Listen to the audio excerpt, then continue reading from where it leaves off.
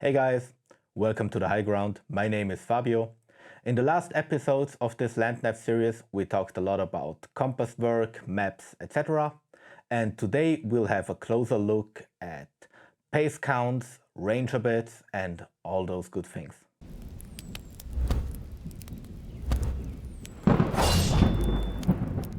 Hey guys, first of all, I have to give you a little apology because I really have a cold, so my voice is a little bit strange in this video, and also because outside it's raining and I want to go back into BJJ training as fast as possible. I really didn't feel like filming this tutorial outdoors, but I think I will be able to show you anything you need when it comes to pace count and ranger beats, also indoor from my office. And yeah, this is where we will start. When do we need to define the distance we walked in the outdoors? Well, first and foremost, in cases when you don't have any visibility. So that could be in a thick forest, that could also be in a whiteout at night in bad weather. And one example is the thing I mentioned at the end of the last video when we looked at advanced compass work, when you want to box an obstacle. So you went your azimuth, you hit an obstacle, then you go 90 degrees to one direction, 90 degrees back to your bearing or your azimuth, 90 degrees in a different direction, and then you're basically back on your course when you actually made sure that this direction and this direction was the same distance. So this is a very practical example where you need to know how far you already went. The same thing happens if you're in bad weather on top of a mountain and you need to get off that mountain. It's usually not the case that you can walk off a mountain in any direction, but you have a very defined path how you get off that mountain. And from the summit, that might be walking 500 meters to the north, then walking a sharp turn to the east for 500 meters, and then you reach a ledge or a way that leads you down. And also for this stuff, if you have only limited visibility, you need to know how far you already went. Now, the easiest thing to do that is, of course, having a GPS.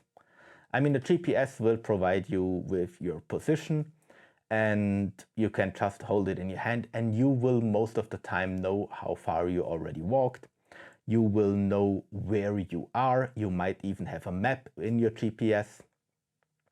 But as with all electrical, devices, there is a certain risk that the GPS will not work anymore because the batteries are emptied or because it couldn't take the cold, and then we want to have a backup. And this is something we are talking about today. Now, the first thing you could theoretically do is that you just go by time. You know that in 10 minutes you walk a distance of X. The issue there is that minutes are very relative when it comes to walking in the outdoors. You might drop something, and what do you do then? Do you stop your watch? Or do you walk quicker on snow? Do you walk slower on snow? All those factors determine the time that you need to get from A to B. So it's only a very relative measurement and not something that is generally recommendable. A smarter idea on how to measure a distance in nature when you are walking is to actually know how many steps you need to take in order to walk a certain distance. And you can of course map that out for different terrains. For example, if you walk on flat snow, if you walk through thick bushes, then you know, hey, for 100 meters or 100 yards, I need to go 120 steps, just as an example. And when you know how much steps you have to walk to get a certain distance, then the ranger beats or a pace count comes in really handy. And I'll show you one now. It's this little device. It's not much more than a paracord where we have 9 pearls or beds and 4 pearls or beds. And let's just assume I walk 100 meters with 100 steps, right? Let's make it easy. So I fix it on my backpack, and every time when I walked 100 steps, I pull one of the pearls or beds down. And when I have all 9 down, right, then I walk another 100 steps, then I put one of the upper 4 beds down and pull them back up. And so if I would say 100 meters, I could count up to 5 kilometers or whatever measurement unit you prefer with such a small bed of 4 pearls up here and 9 pearls here. And that's already it. I mean, we could talk a lot more, but that's really the smartest way to do it. And that's the way it is done since, well, almost forever. You just fix this to your backpack, hitch it to your shoulder, and then you have an easy to use pace count and just pull the single bits down. And that's almost it.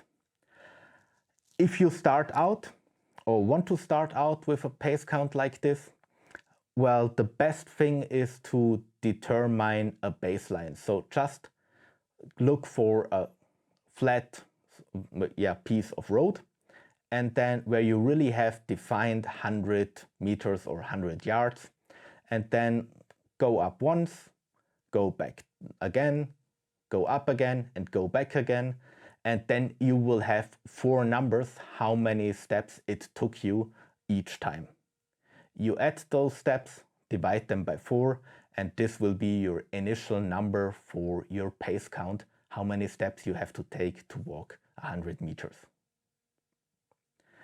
Another thing with those pace counts, I mean, you can, or with those ranger bits in particular, you can of course buy them off the internet, but you can also just make them yourself. I mean, it's a little bit of paracord and some bits or pearls, so it's really not that difficult. If you like to, I can show you a video on how to do them or how to build them. The costs for the material might be $3-4, so it's much easier than buy ones from eBay for $40. And you don't know which type of paracord is used, etc. And then in the end, for the, as I said, advanced application, you have established your baseline, how many steps you need for the base distance of, let's say, 100 meters. And then you can see, okay, I need X amount of steps for 100 meters on normal terrain, on a road. How many steps do I need when I walk uphill 15 degrees? And how many steps do I need when I walk uphill 30 degrees? And how does it work in snow or in mud? Does it make a difference if I'm wearing a heavy backpack, or is my stride length? And that's already everything I have for you today. If you're not sure about the whole LandNav stuff, as said, there is a whole series of videos I make on LandNav. This was a very short one because, well, it's not a complicated topic. I appreciate that you watched this video. Thanks for your time. If you have any question, leave me a comment. If you found any value in this video, give me a subscribe, a follow, and otherwise I'll see you next time. And that's already everything I have for you today. If you're not sure about the whole LandNav stuff, as said, there is a whole series of videos I make on LandNav. This was a very short one because, well, it's not a complicated topic. I appreciate that you watched this video. Thanks for your time. If you have any question, leave me a comment. If you found any value in this video, give me a subscribe, a follow, and otherwise I'll see you next time.